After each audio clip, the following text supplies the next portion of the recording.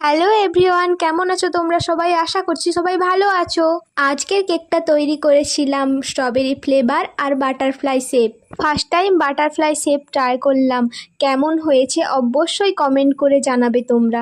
এই ভিডিওটার বড় ভিডিও আপলোড করা আছে চ্যানেলে, তোমরা যদি মনে করো স্টেপ বাই স্টেপ দেখবে এই কেকটা কেমনভাবে তৈরি হয়েছে, তো বড় ভিডিও দেখতে পারো।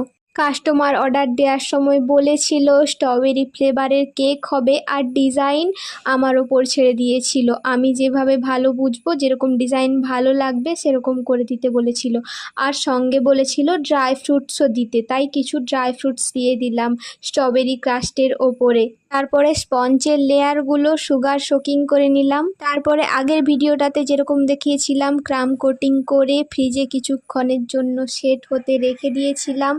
সেট হওয়ার পর দুভাগে ডিভাইড করে এভাবে বাটারফ্লাই শেপটা করে নিয়েছিলাম। তারপরে একটু পিঙ্ক কালারের ডার্ক পিঙ্ক কালার করে ওর উপরে বর্ডার দিয়ে দিয়েছিলাম, আর নিচেও বর্ডার দিয়ে দিয়েছিলাম।